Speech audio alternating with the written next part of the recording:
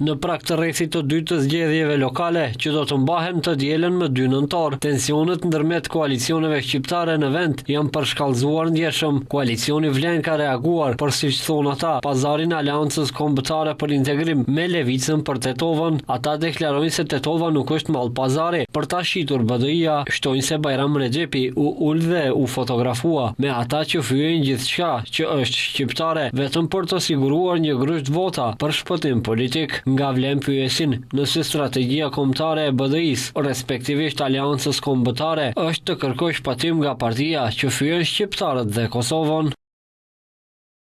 Me çfarë morali del Bajram Rexhepi para tetovarëve, pasi ka shtrënguar duart me anti-shqiptarët e pasjevit? Çfarë pazari ka bërë në këmbim të votave të levicës në Tetovë? Tetova nuk është mall pazari, andaj më 2 nëntor, tetovarët do të flasin me një zë të qartë, po për Bilal Kasamin. Kjo është fytyra e vërtet e patriotit të BDI-s që për një copë pushtet i shtrin dorën levicës. Ky është pazari më i pistë që ka parë Tetova, një patriot që lypë ndihmë nga levica për të rrëzuar një shqiptar.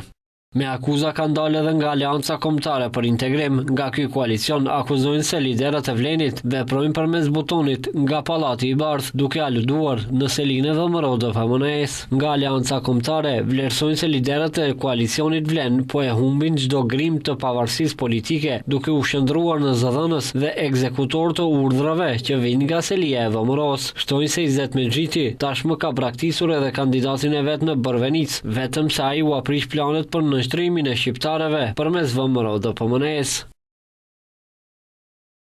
Ata që dikur flisnin për dinitetë e përfaqësim, sot për ulën para Miskoskit, ndërsa fitoren e Pirës ua qendiz VMRO-PMN dhe ua vullos me certifikata zgjedhore. Opozita shqiptare do të vazhdojë të mbrojë votën, dinitetin dhe pavarësinë politike të shqiptarëve, pa tutor dhe pa butona. Kjo është pasqyra reale e një koalicioni që nuk udhëhiqet nga idealet, por nga butonat që shtypen në Pallatin e Bardh.